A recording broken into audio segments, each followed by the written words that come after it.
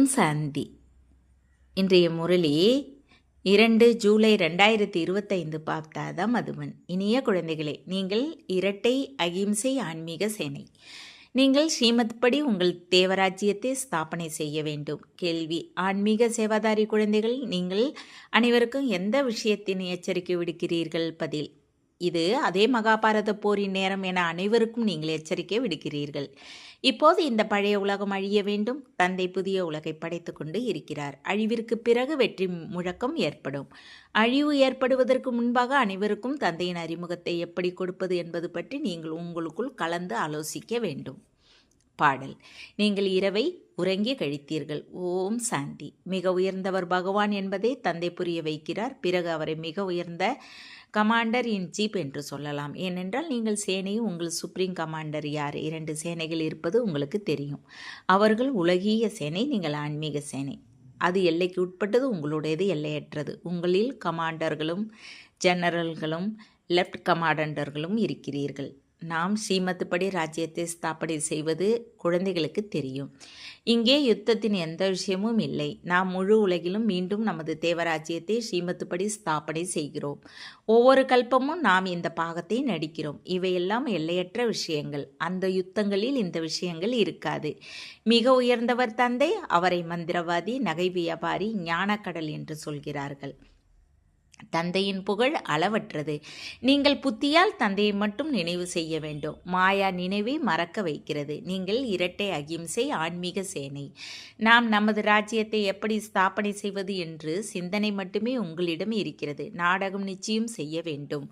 முயற்சி செய்ய வேண்டியிருக்கிறது. நல்ல நல்ல குழந்தைகள் தமக்குள் கலந்து ஆலோசிக்க வேண்டும். மாயாவோடு கடைசி வரை உங்கள் யுத்தம் நடந்து கொண்டே இருக்கும். மகாபாரத யுத்தம் நிச்சயம் நடக்க வேண்டும் என்பதும் தெரியும். இல்லையென்றால் பழைய உலகின் விநாசம் எப்படி ஏற்படும்? தந்தை நமக்கு ஸ்ரீமத் கொடுக்கிறார். குழந்தைகள், நாம் மீண்டும் நமது ராஜ்யத்தை ஸ்தாபனை செய்ய வேண்டும். இந்த பழைய உலகம் அழிந்த பிறகு பாரதத்தில் வெற்றி முழக்கம் கேட்க வேண்டும். அதற்கு நீங்கள் பொறுப்பேற்று இருக்கிறீர்கள். அதனால் நாம் எப்படியெல்லாம் சேவை செய்யலாம் என்பதை நீங்கள் கலந்து பேச வேண்டும். இப்போது இந்த பழைய உலகம் அழிய வேண்டும். தந்தை புதிய உலகை ஸ்தாபனை செய்து கொண்டு இருக்கிறார் என்ற தந்தையின் செய்தியை அனைவருக்கும் சொல்ல வேண்டும். லௌகீக தந்தையும் புதிய வீடு கட்டினால் குழந்தைகளுக்கு மகிழ்ச்சி ஏற்படும். அது எல்லைக்கு உட்பட்ட விஷயம். இது முழு உலகின் விஷயம். புது உலகை சத்தியுகம் என்றும் பழைய உலகை கலியுகம் என்றும் சொல்கிறார்கள். இப்போது பழைய உலகமாக இருப்பதால் தந்தை எப்போது மற்றும் எப்படி வந்து புதிய உலகை ஸ்தாபனை செய்கிறார் என்பது தெரிய வேண்டும். நம்பர்வார் முயற்சிக்கு தக்கபடி உங்களுக்கு தெரியும். மிக பெரியவர் தந்தை, பிறகு ஞானப்படை, குதிரைப்படை, காலாட்படை எல்லாம் நம்பர்வார் இருக்கிறீர்கள். கமாண்டர், கேப்டன் போன்ற உதாரணங்கள் சொல்லி உங்களுக்கு புரிய வைக்கப்படுகிறது. அதனால் அனைவருக்கும் தந்தையின் அறிமுகத்தை எப்படி கொடுப்பது என குழந்தைகள் உங்களுக்குள் சந்தித்து ஆலோசனை செய்ய வேண்டும். இது ஆன்மீக சேவை. தந்தை புதிய உலகை படைக்க வந்திருக்கிறார் என்ற எச்சரிக்கை நாம் நமது சகோதர சகோதரிகளுக்கு எப்படி கொடுப்பது? பழைய உலகின் அழிவும் முன்னால் நிற்கிறது. இது அதே மகாபாரத யுத்தம். மகாபாரத யுத்தத்திற்கு பிறகு என்ன நடக்கும் என்பதை மனிதர்கள் புரிந்து கொள்ளவில்லை. நாம் சங்கம யுகத்தில் புருஷோத்தமராகிறோம் என்பதை இப்போது நீங்கள் உணர்கிறீர்கள். புருஷோத்தமராக மாற்ற இப்போது தந்தை வந்திருக்கிறார். இதில் சண்டை போன்ற எந்த விஷயமும் இல்லை. குழந்தைகளே, பதித்த உலகில் தூய்மையாக ஒருவர் கூட இருக்க முடியாது. அதே போல தூய்மையான உலகில் பதித்தராக ஒருவர் கூட இருக்க முடியாது என்பதை தந்தை புரிய வைக்கிறார். இவ்வளவு சிறிய விஷயத்தையும் யாரும் புரிந்து கொள்வது இல்லை. குழந்தைகள், உங்களுக்கு எல்லா சித்திரங்களின் சாரமும் புரிய வைக்கப்படுகிறது. பக்தி மார்க்கத்தில் மனிதர்கள் ஜபம், தவம், தானம், புண்ணியம் போன்ற எதை செய்தாலும் அதனால் அற்ப காலத்திற்கு காக்கை எச்சம் போன்ற சுகம் கிடைக்கும். எனினும் ஒருவர் எப்போது இங்கு வந்து புரிந்து கொள்வாரோ அப்போது இந்த விஷயங்கள் புத்தியில் அமரும். இது பக்தியின் ராஜ்யம். ஞானம் இம்மி கூட இல்லை. எப்படி அழுக்கான உலகில் தூய்மையானவர் ஒருவர் கூட இருப்பதில்லையோ அப்படி ஞானமும் ஒருவரை தவிர வேறு யாரிடமும் இருப்பதும் இல்லை. வேத சாஸ்திரங்கள் எல்லாம் பக்தி மார்க்கத்தை சேர்ந்தவை. ஏனியில் இறங்கியே ஆக வேண்டும். இப்போது நீங்கள் பிராமணர் ஆகியிருக்கிறீர்கள். இந்த சேனையில் நம்பர்வார் இருக்கிறீர்கள். மிக முக்கிய கமாண்டர், கேப்டன், ஜெனரல் போன்றோர் ஒன்று கூடி தமக்குள் ஆலோசனை செய்து தந்தையின் செய்தியை எப்படி கொடுப்பது என திட்டமிட வேண்டும். மெசஞ்சர், தூதுவர், அதாவது குரு ஒருவராக இருப்பது குழந்தைகளுக்கு புரிய வைக்கப்படுகிறது. மற்ற எல்லோரும் பக்தி மார்க்கத்தை சேர்ந்தவர்கள், நீங்கள் மட்டுமே சங்கம யுகத்தை சேர்ந்தவர்கள். இந்த லட்சுமி நாராயணர் ஆகும் குறிக்கோள் முற்றிலும் சரியாக இருக்கிறது. பக்தி மார்க்கத்தில் சத்யநாராயண கதை, மூன்றாவது கண் கதை, அமரக்கதை எல்லாவற்றையும் அமர்ந்து சொல்கிறார்கள். இப்போது தந்தை உங்களுக்கு உண்மையான சத்யநாராயண கதையை சொல்கிறார். பக்தி மார்க்கத்தில் கடந்த கால விஷயங்களே இருக்கின்றன. யாரெல்லாம் வாழ்ந்து சென்றார்களோ அவர்களுக்கு கோவில் போன்றவற்றை கட்டுகிறார்கள். அப்படி சிவபாபா இப்போது உங்களுக்கு கற்பிக்கிறார். பிறகு பக்தி மார்க்கத்தில் அவருக்கு நினைவு சின்னங்களை உருவாக்குவீர்கள். சத்தியுகத்தில் சிவனுக்கோ அல்லது லட்சுமி நாராயணர் போன்றோருக்கோ எந்த சித்திரமும் இருக்காது. ஞானம் முற்றிலும் வேறாக இருக்கிறது. பக்தி வேறு, இதுவும் உங்களுக்கு தெரியும். அதனால் கெட்டதை கேட்காதே, கெட்டதை பேசாதே என தந்தை சொல்கிறார். குழந்தைகள், உங்களுக்கு இப்போது எவ்வளவு மகிழ்ச்சி இருக்கிறது. புது உலகம் ஸ்தாபனை ஆகி கொண்டு இருக்கிறது. சுகதாமத்தை ஸ்தாபனை செய்ய பாபா நமக்கு மீண்டும் வழி காட்டுகிறார். அதிலும் தூய்மையாக மாறுங்கள் என்பது நம்பர் 1 வழி. எல்லோரும் அழுக்காக இருக்கிறார்கள். எனவே யாரெல்லாம் நல்ல நல்ல குழந்தைகளோ அவர்கள் எல்லோரும் ஒன்று கூடி சேவையை எப்படி அதிகமாக்குவது, ஏழைகளுக்கு எப்படி செய்தி கொடுப்பது என்பது பற்றி ஆலோசனை செய்து முடிவெடுக்க வேண்டும். தந்தை கல்ப முன்னர் போலவே வந்திருக்கிறார். தன்னை ஆத்மா என உணர்ந்து தந்தை என்னை நினைவு செய்யுங்கள் என்று சொல்கிறார். ராஜஸ்தானி நிச்சயம் ஸ்தாபனையாக வேண்டும் என்பதை புரிந்து கொள்கிறீர்கள். யார் தேவி தேவர் தர்மத்தை சேர்ந்தவர் இல்லையோ அவர் புரிந்து கொள்ள மாட்டார். விநாச காலத்தில் ஈசனோடு விபரீத புத்தி வைக்கிறார். நமக்கு தந்தை இருக்கிறார் என்பது குழந்தைகள் உங்களுக்கு தெரியும். அதனால் நீங்கள் விகாரத்திற்கு போகக்கூடாது. சண்டை சச்சரவும் செய்யக்கூடாது. உங்கள் பிராமண தர்மம் மிக உயர்ந்தது. அவர்கள் சூத்திர தர்மத்திலும் நீங்கள் பிராமண தர்மத்திலும் இருக்கிறீர்கள். நீங்கள் குடுமி, அவர்கள் பாதம். குடுமிக்கு மேலே மிக உயர்ந்த பகவான் நிராகாரர் இருக்கிறார். இந்த கண்களால் பார்க்க முடியாத காரணத்தால் குடுமியையும், அதாவது பிராமணர்கள் சிவபாபாவையும் விராட ரூபத்தில் காட்டுவது இல்லை. தேவர், சத்திரியர், வைசியர், சூத்திரர் என்று மட்டும் சொல்கிறார்கள். யார் தேவராகிறார்களோ அவர்களே பின்னர் பிறவிகள் எடுத்து சத்திரியர், வைசியர், சூத்திரராகிறார்கள். விராட ரூபத்தின் அர்த்தத்தையும் யாரும் அறியவில்லை. இப்போது நீங்கள் புரிந்து கொண்டதால் சரியான சித்திரத்தை உருவாக்க வேண்டும். அதில் சிவபாபாவையும் காட்டுகிறீர்கள், பிராமணர்களையும் காட்டுகிறீர்கள். தன்னை ஆத்மா என உணர்ந்து தந்தையை நினைவு செய்ய வேண்டும் என்ற செய்தியை இப்போது நீங்கள் எல்லோருக்கும் சொல்ல வேண்டும். செய்தி சொல்வது உங்கள் வேலை. எப்படி தந்தையின் புகழ் எல்லையற்ற அப்படி பாரதத்திற்கும் அதிக புகழ் இருக்கிறது. இதையும் யார் 7 நாள் கேட்பாரோ அவரது புத்தியில் அமரும். நேரமில்லை என்று சொல்கிறார்கள். அரை கல்பம் புகார் செய்து வந்தீர்கள். இப்போது அவர் பிராக்டிக்கலாக வந்து இருக்கிறார். கடைசியில் தந்தை வந்தே ஆக வேண்டும். இதையும் பிராமணர்கள் நீங்கள் நம்பர்வார் முயற்சிக்கு தக்கபடி அறிந்திருக்கிறீர்கள். படிக்க ஆரம்பித்தவுடன் நம்பிக்கை வந்தது. காதலர் வந்திருக்கிறார், அவரை நாம் அழைத்தோம். நிச்சயம் ஏதாவது உடலில் வந்திருப்பார். அவருக்கு சொந்த சரீரம் இல்லை. நான் இவருக்குள் பிரவேசமாகி குழந்தைகள் உங்களுக்கு சிருஷ்டி சக்கரத்தின் படைப்பவர் மற்றும் படைப்பின் ஞானத்தை கொடுக்கிறேன் என்று தந்தை சொல்கிறார்.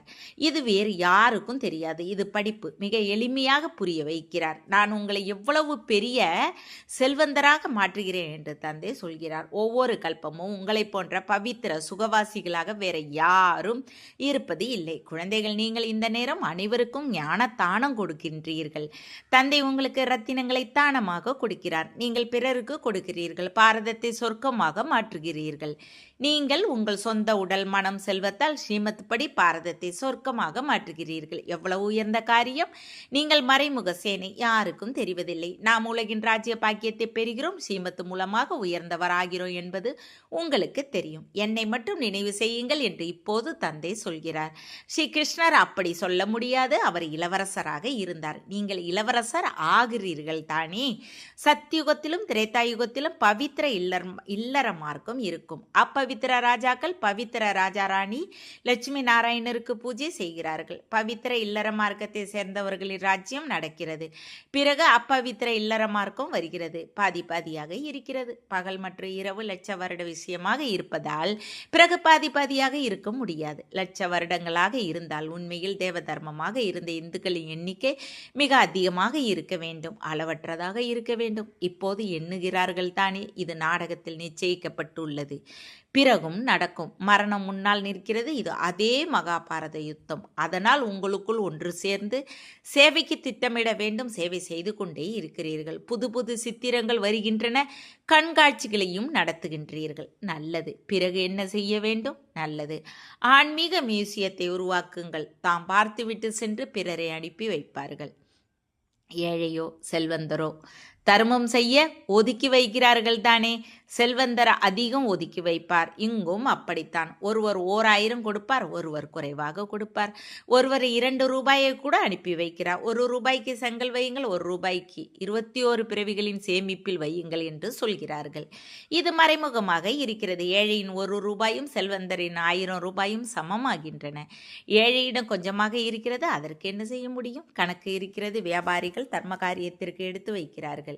இப்போது என்ன செய்ய வேண்டும்? தந்தைக்கு உதவி செய்ய வேண்டும். தந்தை பிறகு ரிட்டனில் 21 பிறவிகளுக்கு கொடுப்பார். தந்தை வந்து ஏழைகளுக்கு உதவி செய்கிறார். இப்போது இந்த உலகமே இருக்காது. எல்லாம் மண்ணோடு மண்ணாகும்.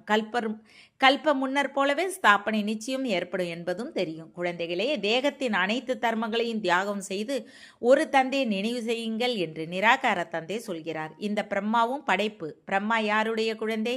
யார் அவரை படைத்தது? பிரம்மா விஷ்ணு சங்கரை எப்படி படைக்கிறார் என்பதும் யாருக்கும் தெரியாது. தந்தை வந்து சத்திய விஷயத்தை புரிய வைக்கிறார். பிரம்மாவும் நிச்சயம் மனித சிருஷ்டியில் இருப்பார். பிரம்மாவின் வம்சாவளி பாடப்படுகிறது. பகவான் மனித உலகை எப்படி படைக்கின்றார் என்பதும் யாருக்கும் தெரியாது. பிரம்மா இங்கே இருக்க வேண்டும். நான் யாருக்குள் பிரவேசமாகிறனோ அவரும் பல பிறவிகளின் கடைசியில் இருக்கிறார் என்று தந்தை சொல்கிறார். இவர் முழுமையாக 84 பிறவிகளை எடுத்திருக்கிறார். பிரம்மா ஒன்றும் படைப்பவர் இல்லை. படைப்பவர் ஒரு நிராகாரர் மட்டுமே. ஆத்மாக்களும் நிராகாரர்களே. அவை அனாதியாக முதலும் முடிவும் இல்லாமல் இருக்கின்றன. யாரும் உருவாக்கவில்லை. பிறகு பிரம்மா எங்கிருந்து வந்தார்? நான் இவருக்குள் பிரவேசமாகி பெயரை மாற்றி வைத்தேன் என்று தந்தை சொல்கிறார். பிராமணர்கள் உங்கள் பெயரையும் மாற்றி வைத்தேன். நீங்கள் ராஜ ரிஷிகள். ஆரம்பத்தில் சந்நியாசம் செய்து கூடவே இருந்து வந்ததால் பெயர்கள் மாற்றி வைக்கப்பட்டன.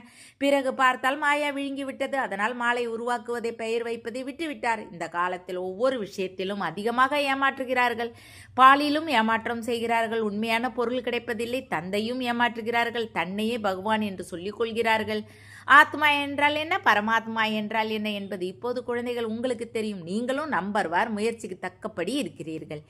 யார் எப்படி படித்து பிறருக்கு கற்பிக்கிறார், என்ன பதவி பெறுவார் என்பது தந்தைக்கு தெரியும். நான் தந்தை மூலமாக உலகத்தின் பட்டத்து இளவரசராகி கொண்டு இருப்பது நிச்சயம். அதனால் அப்படி முயற்சி செய்து காட்ட வேண்டும். நாம் பட்டத்து இளவரசரான பிறகு 84 பிறவிகளின் சக்கரத்தை சுற்றி வந்து இப்போது மீண்டும் ஆகிறோம். இது நரகம். இதில்